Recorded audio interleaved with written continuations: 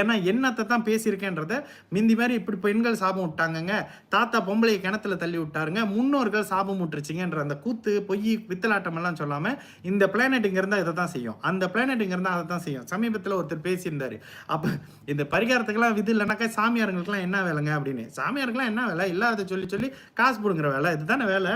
இப்படி தான் போய்கிட்டு இருக்கு சரிங்களா. இந்த கிரகம் இங்க இருந்தா அங்க இருக்கும். ஒருத்தர் இறந்து போயிடுவாருன்னா இறந்து போயிடுவாருங்க, ஒருத்தர் இறக்க மாட்டார் உயிரோட வந்துருவாருன்னா மலையிலேருந்து உருண்டு விழுந்தா கூட எழுந்திருச்சு நல்லா வருவார், பாத்ரூம்ல வலிக்கி விழுந்த ஒருத்தர் இறந்து போயிடுவார், ஏன்னா அவருக்கு அதோட ஆயில் முடிஞ்சிருச்சுன்னு.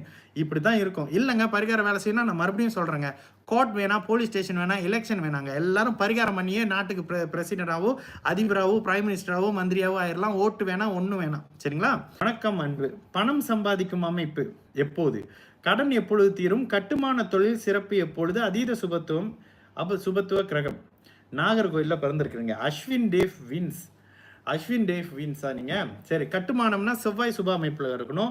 ஆனா பணம் சம்பாதிக்கும் அமைப்பு அப்படின்னாலே 6, 8, 12 சுப அமைப்பு, குறிப்பா 6, 12 ஒரு மாதிரி இருக்கணுங்க. அப்பதான் எப்படியாவது குறுக்கோளில அதுல கூட புத்திக்கு வித்யாகாரகனான புத்திசாலியான புதன் அந்த மாதிரியான 6, 12ஆம் இடத்துல இருக்கும்போது தான் உங்களுக்கு மைண்ட் ஒரு மாதிரி கிரிமினலா வேலை செய்ய ஆரம்பிக்கும் சரிங்களா. பாப்போமா. 24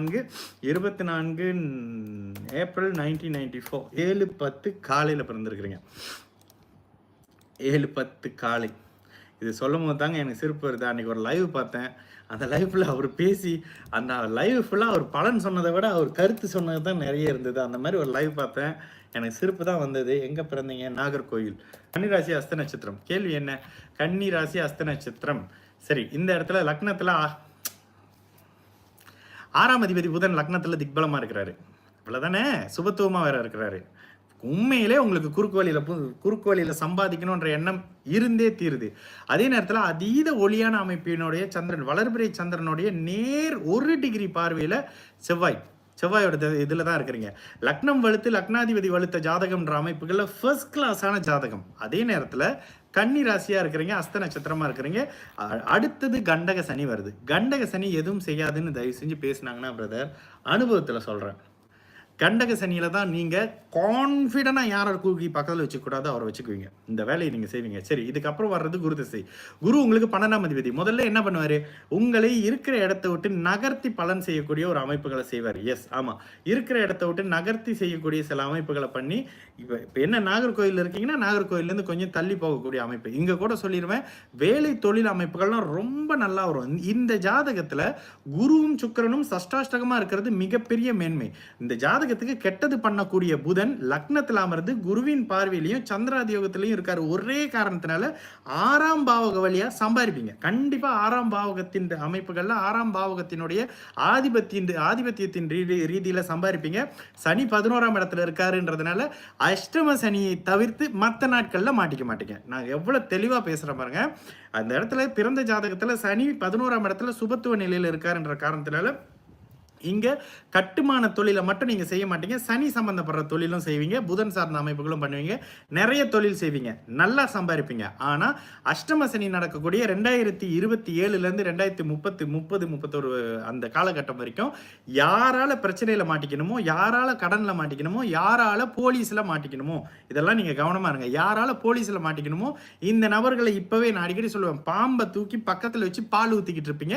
2026 27க்கு பிறகு அது அப்படியே தீண்ட ஆரம்பிக்கும். கன்னிராசிக்காரங்களுக்குன்னு சொல்லுவேன்ல, இதுதான் அந்த அமைப்பு. அதே நேரத்தில் லக்னாதிபதி வலுத்து இருக்கிறதுனாலையும் லக்னத்தில் 6ஆம் அதிபதி இருக்கிறதுனாலையும் பயங்கர கிரிமினல். நீங்க உங்களால பயங்கரமா கிரிமினலா யோசிக்க முடியும். புத்திக்கு காரகனான புதன் இங்க இருக்கிறாரு பாருங்க. உண்மையிலே பிரதர், ஜோசியத்தை ஒரு புதிய பாணியில திருப்பி இருக்கிற மலேசியாலன்றதுல என்னோட குருநாதர் ஆதித்ய குருஜி ஐயா அவர்கள் முன்னிலையில ஒரு விஷயம் சொன்னேன். மலேசியால நான் பேசுற மனுக்கு ஜோதிடம் சிரிக்கிற ஒரு விஷயமா இருந்தது.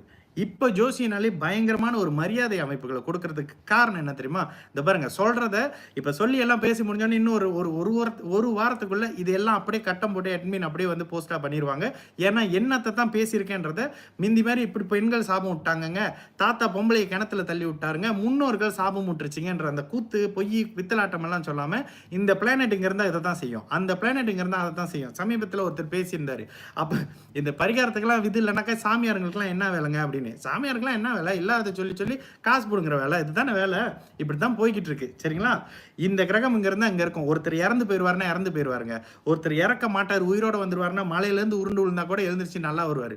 பாத்ரூம்ல வலிக்கி விழுந்த ஒருத்தர் இறந்து போயிருவாரு, ஏன்னா அவருக்கு அதோட ஆயுள் முடிஞ்சிருச்சுன்னு. இப்படித்தான் இருக்கும். இல்லைங்க, பரிகார வேலை செய்யணும். நான் மறுபடியும் சொல்றேங்க, கோர்ட் வேணா, போலீஸ் ஸ்டேஷன் வேணா, எலெக்ஷன் வேணாங்க. எல்லாரும் பரிகாரம் பண்ணியே நாட்டுக்கு பிரசிடண்டாவோ, அதிபராவோ, பிரைம் மினிஸ்டராவோ, மந்திரியாவோ ஆயிரலாம். ஓட்டு வேணாம், ஒன்றும் வேணாம். சரிங்களா? சரி, இந்த அமைப்புகள்ல பிரதர் நல்லாவே இருக்க போறீங்க. அஷ்டம சனியில கவனமா இருங்க.